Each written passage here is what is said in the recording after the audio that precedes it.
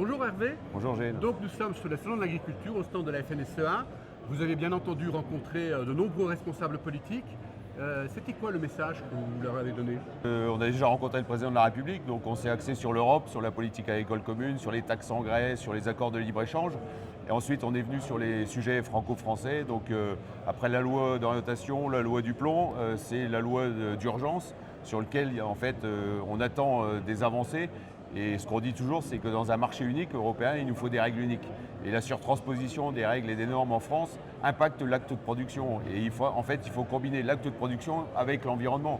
Et ce n'est pas une dualité, c'est plutôt une complémentarité. Et faire comprendre aux gens aussi que la culture, elle est source de solutions sur les enjeux climatiques, sur les enjeux alimentaires, sur les enjeux de biodiversité, sur les enjeux sols. Mais que tout ça, ça se construit avec des projets et pas des contraintes sur les exploitations agricoles. Et puis l'autre gros sujet qu'on a fait passer aussi, c'est la situation de deux filières qui sont en grande difficulté aujourd'hui, la viticulture et le monde des céréales, qui connaît 3 années très compliquées et qui pourra en vivre une quatrième là, avec une récolte 2026 qui s'annonce avec des prix qui sont plutôt très moyens. Bon, après ça peut changer, mais globalement voilà, c'est les messages qu'on a fait passer.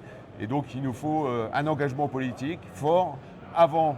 Vous avez promis cette loi d'urgence pour fin mars, et il faut que ça arrive sur le bureau à l'Assemblée nationale et au Sénat avant l'été, pour qu'elle soit promulguée avant l'été, parce qu'on sait qu'après, les élections présidentielles vont faire qu'il ne se passera certainement plus rien. Mais tu penses véritablement qu'il y aura un changement dans l'agenda, puisque ce qui a été prévu finalement, c'est un débat à l'Assemblée nationale en mois d'octobre. Donc est-ce que vous avez eu des signaux montrant que ça peut-être que l'agenda peut changer, ou bien On sait très bien que si ça va au mois d'octobre, début d'été, au mois d'octobre, il ne se passera rien. Et donc il y a un moment donné, la ministre de la Culture, le Premier ministre aujourd'hui doivent porter cette loi. Et nous, on met tous nos moyens en fait, humains, mais aussi syndicaux, pour faire comprendre que cette loi d'urgence, elle doit tenir ses promesses. Et le Premier ministre, quand on l'a vu le 18 décembre, le 5 janvier, dans son bureau, et qu'on lui a porté les propositions sur la loi d'urgence, il nous a promis que fin mars, elle serait au calendrier.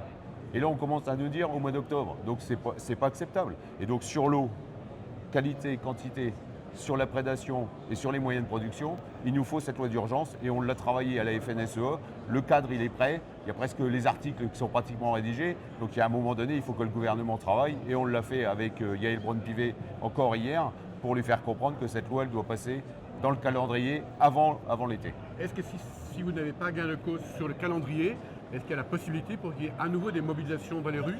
Oui, mais après, ça, on envisagera syndicalement ce qu'on peut faire. Mais je pense qu'on va tout faire pour qu'elle passe avant l'été. Et s'il faut retourner en mobilisation, il faudra retourner en mobilisation. Mais quand on nous fait des promesses et qu'on nous dit que dès le mois de mars, ça sera inscrite, et qu'après on nous dit au mois d'octobre, c'est pas sérieux, quoi. Donc il y a un moment donné, les mobilisations, elles reprendront certainement au mois de mai ou juin, si on n'est pas entendu. Et il y a un moment donné, les agriculteurs, ils attendent des actes dans les cours de ferme. Et de produire, c'est quand même un enjeu important. On voit bien ce qui se passe sur la balance commerciale.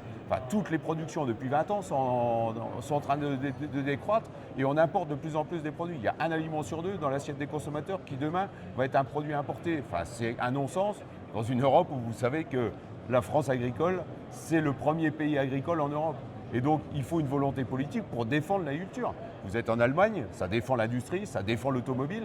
Nous, en France, c'est très timide. On n'entend pas les dirigeants politiques, à un moment donné, taper du poing sur la table en disant on va soutenir nos filières d'exception et qui sont les points forts de l'économie française. Et il y a un moment donné, voilà, la situation de la France est tellement difficile sur le plan budgétaire. L'agriculture, elle peut apporter sa contribution sur l'équilibre de la balance commerciale, agroalimentaire. Donc il y a un moment donné, il faut prendre les points forts et il faut s'arc-bouter là-dessus. Et je pense que voilà, on lâche rien. Le salon, c'est aussi le moment de faire passer nos messages. Très bien, merci beaucoup. Merci.